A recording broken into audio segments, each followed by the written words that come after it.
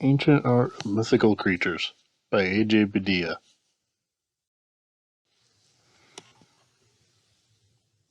Introduction. Throughout history, there have been many tales that describe fantastical creatures that are unlike anything that exists in real life. These creatures could play a variety of different roles, from vicious monsters to divine protectors. In many cases, these supernatural beings will be comprised of features of multiple different creatures, giving them a bizarre and otherworldly appearance.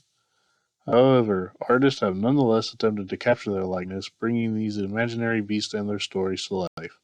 Today we will discuss and compare some examples of this.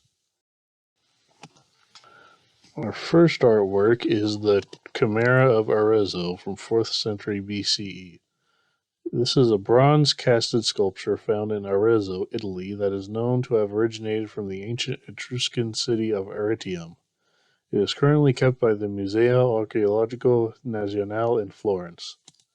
This piece is generally considered to be a masterpiece of Etruscan art, though an article by Beth Cohen from the American Journal of Archaeology, there is some evidence that Greek artists played an important role in its creation as well, as the style is more similar to that of Greek art.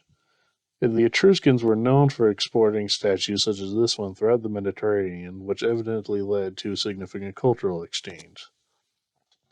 This statue depicts the Chimera, a legendary monster that originates from Greek mythology.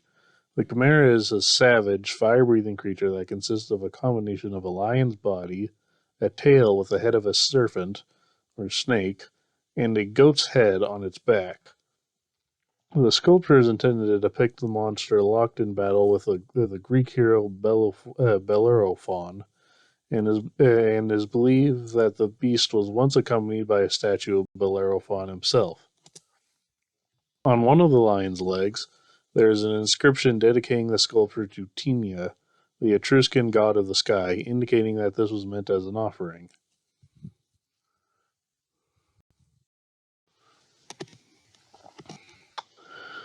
The most well-known story featuring the Chimera is found in Homer's epic poetry.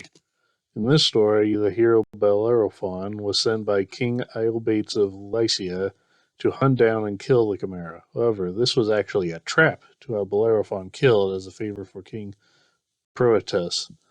Iobates believed that no man could fight the Chimera and live, yet Bellerophon, along with the winged horse, Pegasus, managed to be successful in defeating the terrible beast. According to the Getty Museum, this story is retold in ancient Italian art more than any other. However, the Chimera of Arezzo is the only remaining large, freestanding sculpture of this scene. Most other artwork of the myth are smaller and take the form of paintings or relief carvings on decorative objects, such as this Etruscan scarab ring. As argued on the Getty website, the popularity of this myth is likely due to the theme of right versus might.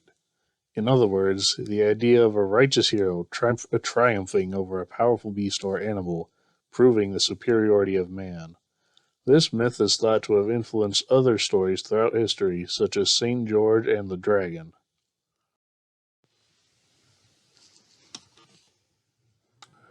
Here you can get a look at the sculpture from different angles. Despite the fact that this creature never existed, the artist does a good job of conveying the action and detail of this scene. The Chimera is visibly wounded and appears to be starved as it desperately attacks Bellerophon due to the fact that its ribs and other bones can be seen from beneath its skin. The snake can even be seen attacking the goat, although it is worth noting that the tail is actually a restoration and is not known if this was originally meant to be the case. Our second artwork is the Lamassu from the citadel of Sargon II, circa 721 to 705 BCE. This is a pair of limestone statues unearthed from the ancient Dur-Sharrukin palace in Iraq. They are now housed in the Louvre in France. These statues depict the Lamassu, also known as Shedu, which was believed to be a protective genie. They are portrayed as winged bulls that possess the head of a bearded man wearing a crown, which signifies them as a divine being. Dur-Sharrukin was the capital of the Assyrian ruler Sargon II, who ruled from 721 to 705 BCE. These statues of divine beings were likely intended to project his power and ward off enemies. Originally built into the palace walls, these statues are a combination of a relief carving and a sculpture made in the round. They are depicted with 5 legs, possibly so that the viewer can see the full body of the creature from both angles. While they are very detailed and impressive, the Lamassu statues prioritize style over realism. The Lamassu name originates from Lama, a minor Sumerian goddess.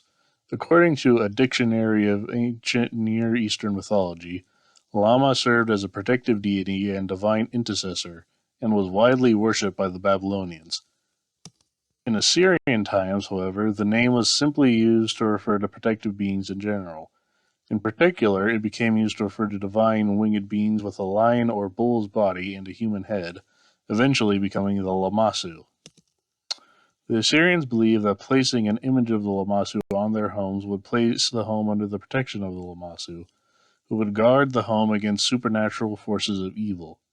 Large statues, such as the one found on Sargon Citadel, could also intimidate physical threats, such as enemy soldiers. We have seen ancient artwork of 2 fantastical creatures who share notable similarities, but also key differences. Both creatures are a composite of multiple real-life creatures, and possess abilities beyond that of any natural being. However, the roles they play in their respective mythologies are very different. The Chimera, violent in its behavior and grotesque in its appearance, is meant as a villain. It exists to serve as a fearsome obstacle for a great hero to overcome, demonstrating his glory and power. The Lamassu, however, is meant as a guardian who projects power and majesty in spite of its bizarre appearance. Its image was erected in hopes that the force of the evil would never be able to overcome it. In the end, however, both creatures serve to demonstrate the skill and imagination of artists who give the living legends form. Thank you for your time. I hope you enjoyed this video.